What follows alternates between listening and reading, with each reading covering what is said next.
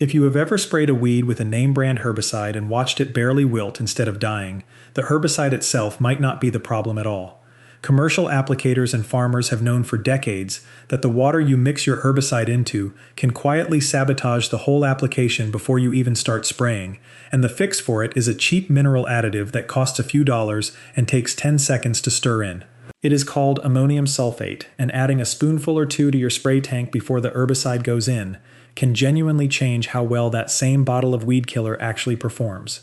This is not some obscure internet trick either. It is a documented practice recommended by university extension programs and referenced in weed science research going back decades, sitting right out in the open for anyone who bothers to look past the herbicide label itself. Quick note before we get into it, since this is exactly the kind of thing people ask me about constantly.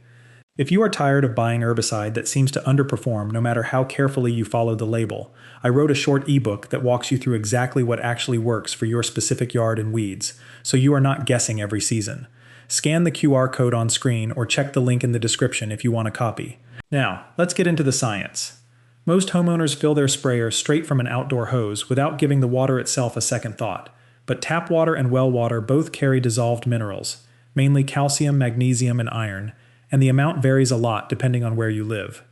Water carrying a lot of these minerals is what gets called hard water, and it is genuinely common across huge parts of the country, particularly anywhere relying on well water or a municipal supply drawing from limestone-rich groundwater. The problem is that those positively charged mineral ions are chemically attracted to herbicide molecules like glyphosate, and once they bind together, the plant absorbs that combined cluster far less efficiently than it would absorb the herbicide on its own. In practical terms, that means a full-strength dose of herbicide mixed into hard water can hit a weed and only deliver a fraction of the actual killing power the label promises, which explains a lot of the frustrating, inconsistent results people report even while following the mixing directions exactly. Picture spraying the exact same bottle of herbicide on two identical dandelions, one mixed with distilled water and one mixed with hard well water.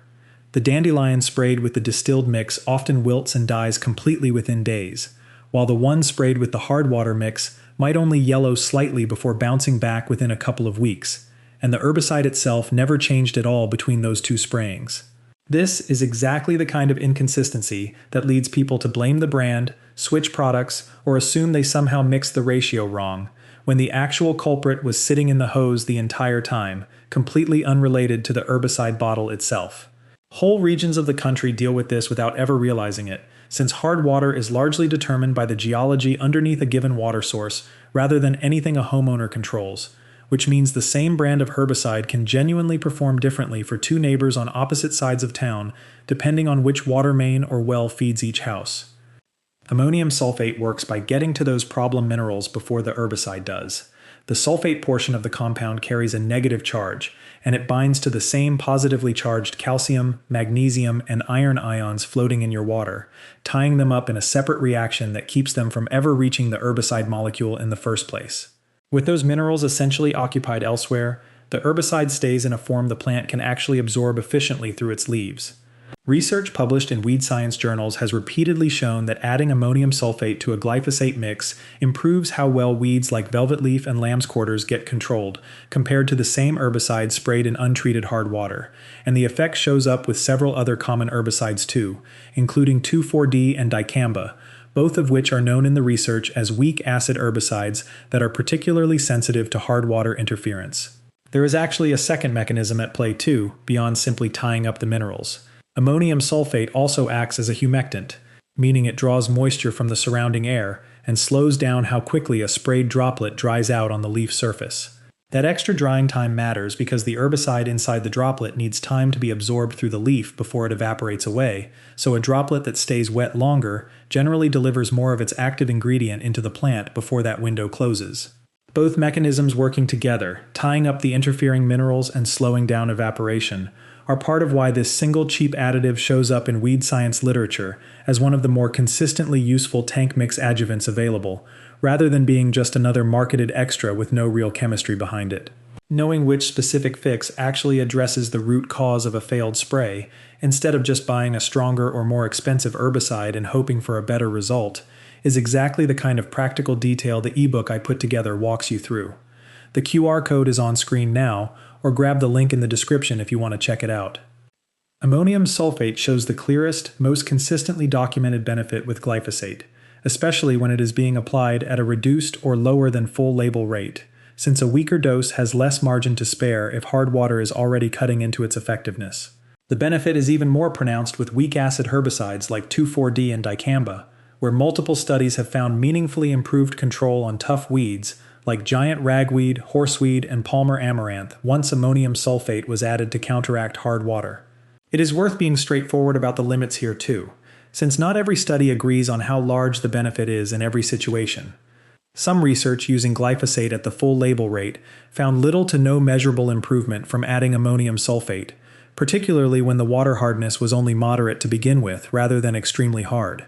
The honest takeaway from the research as a whole is that ammonium sulfate is a genuine, well-supported fix for a real problem, hard water antagonism, and it tends to matter most when your water is genuinely hard, when you are using a weak acid herbicide, or when you are trying to stretch a herbicide by applying it at a lower rate than the full label calls for. A few studies looking specifically at full label rate glyphosate in only moderately hard water found the improvement was smaller or occasionally not statistically significant at all, which is exactly why this is not a universal miracle fix that doubles the power of every herbicide in every situation, but rather a targeted correction for a specific, well-understood chemical interaction that becomes more or less relevant depending on your own water and your own spray routine. Notoriously difficult weeds with natural barriers that already make herbicide absorption harder, like velvet leaf with its fuzzy leaf surface or lamb's quarters with its waxy coating, tend to show some of the largest documented improvements when ammonium sulfate is added, since those species were already fighting the herbicide on multiple fronts,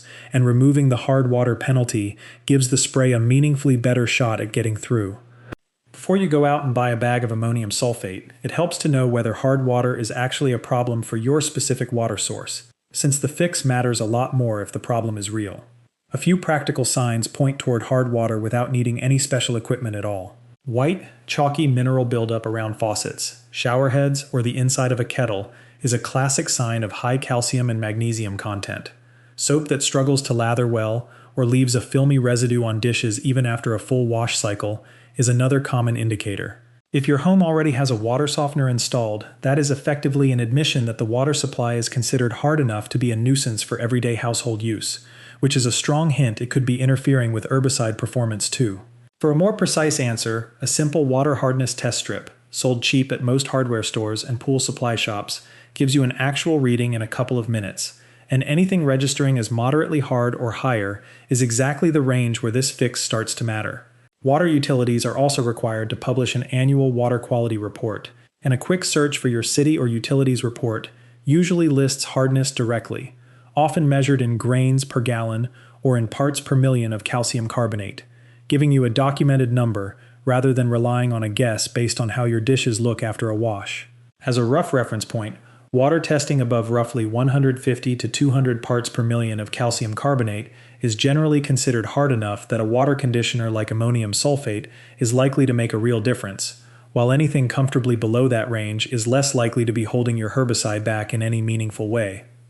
For a homeowner scale sprayer, mix roughly 1 to 2 tablespoons of spray-grade ammonium sulfate into each gallon of water before adding your herbicide, adjusting toward the higher end of that range if your water tested as significantly hard. This home-scale conversion is based on the commercial rate agricultural applicators use, which typically falls somewhere between 8.5 and 17 pounds of ammonium sulfate per 100 gallons of spray solution, scaled down to a size that actually makes sense for a 1 or 2 gallon pump sprayer sitting in a garage rather than a farm tank. Give the sprayer a good shake, or a few minutes of agitation after adding the ammonium sulfate, and before adding the herbicide, since even spray-grade material benefits from a bit of mixing time to fully dissolve, especially in cooler water, where dissolving naturally takes a little longer than it would in warm water. It is important to use spray-grade ammonium sulfate rather than a coarse granular lawn fertilizer version, since spray-grade is finely processed to dissolve completely in water, while granular fertilizer grade can leave undissolved particles that clog sprayer nozzles and screens. The mixing order matters just as much as the ratio. Add the ammonium sulfate to your water first, and stir or shake until it is completely dissolved, with no visible grit remaining, before adding the herbicide itself. This sequence matters because the ammonium sulfate needs to finish neutralizing the hard water minerals before the herbicide molecule enters the mix, and adding the herbicide first defeats a good portion of the purpose, since some of it may already start binding to those minerals before the ammonium sulfate ever gets the chance to intercept them. Getting these small mixing details right the first time, rather than learning them through a season of disappointing results, is exactly the kind of practical step-by-step guidance the ebook I wrote covers. The QR code is on screen now, or grab the link in the description if you want a copy. The first mistake worth addressing before any of the others is simply not being able to find spray-grade ammonium sulfate locally, since it is not always sitting on the shelf next to the herbicides at a general hardware store. Farm supply stores, agricultural co-ops, and online garden supply retailers reliably carry it, usually labeled specifically as spray-grade or soluble ammonium sulfate rather than the standard granular fertilizer bag, and it is worth double-checking that label before buying, since the two products can look deceptively similar sitting next to each other. The most common mistake once you actually have the right product is buying the wrong grade of ammonium sulfate entirely, grabbing a bag of general-purpose granular lawn fertilizer instead of the finer spray-grade version meant for tank mixing, which not only dissolves poorly, but can also add an unwanted dose of nitrogen to your herbicide application that has nothing to do with what you were actually trying to fix. The second mistake is adding it to the tank after the herbicide rather than before, which, as covered a moment ago, undercuts much of the benefit since the whole point is intercepting hard water minerals before they interact with the herbicide molecule. The third mistake is assuming this fix solves every possible spraying failure, when in reality, a herbicide can also underperform because of poor leaf coverage, spraying right before rain washes it off, targeting a weed well past the growth stage where that particular herbicide works effectively, or simply using a product that was never intended for that species of weed in the first place. Ammonium sulfate addresses one specific, real problem, hard water interference, and it will not rescue a spray that failed for one of these other completely unrelated reasons. A fourth mistake worth flagging is reusing a mixed batch of herbicide and ammonium sulfate that has been sitting in the sprayer for several days, since some research has found that the benefit of adding ammonium sulfate can fade the longer a mixed solution sits before it is actually applied, so mixing fresh right before spraying gets you the most reliable results rather than preparing a batch well ahead of time and letting it sit. Rinsing out your sprayer between uses is also worth doing regardless, since dried mineral or herbicide residue left in the tank from a previous batch can interfere with a fresh mix in ways that are hard to diagnose after the fact.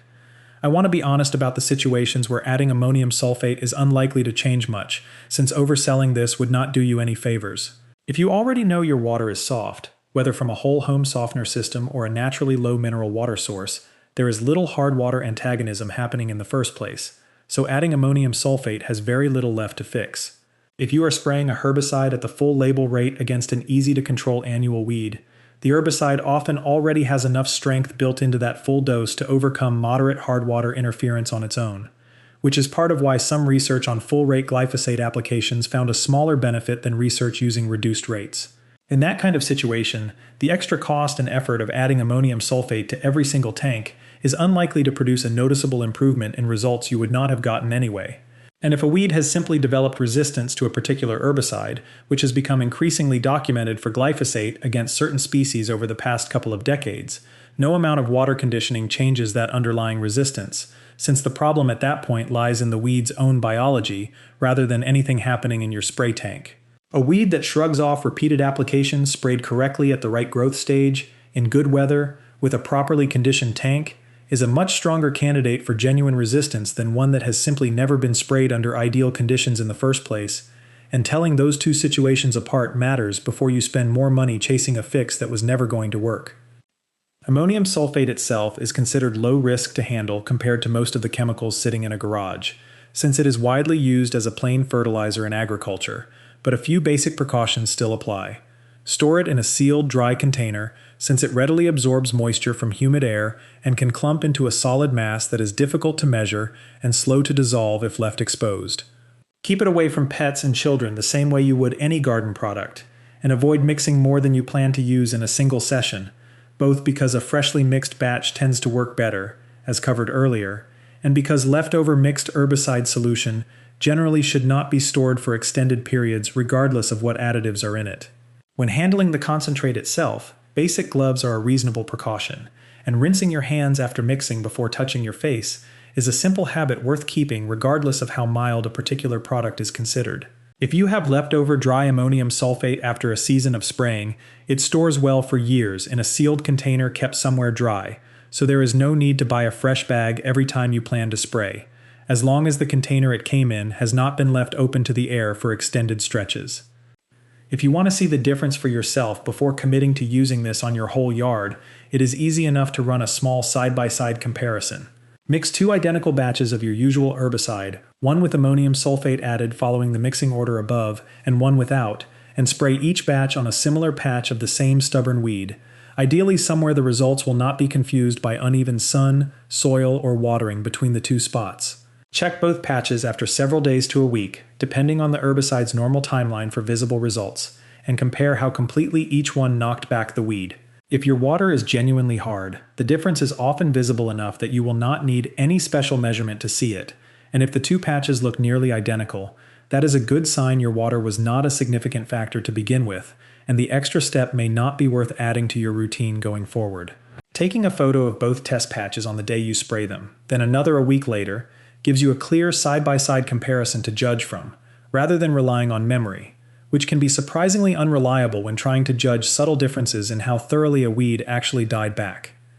So to recap, if your herbicide has been underperforming despite following the label instructions carefully, hard water in your spray tank could be quietly binding up the active ingredient before it ever reaches the weed. Ammonium sulfate, mixed in at roughly 1 to 2 tablespoons per gallon and added to the water before the herbicide goes in, is a well-documented, research-backed fix for exactly that problem, particularly with glyphosate at reduced rates and with weak acid herbicides like 2,4-D and dicamba. It will not fix a bad spray technique, a resistant weed, or a herbicide applied to the wrong target, but for a real hard water problem, it is a cheap, proven adjustment that professional applicators have relied on for decades. If you want the complete plan for exactly which products actually work for your specific yard, so you stop wasting money on herbicide that never had a fair shot to begin with, the ebook I wrote is linked in the description below, or scan the QR code on screen to grab it. Thanks for watching, and I will see you in the next one.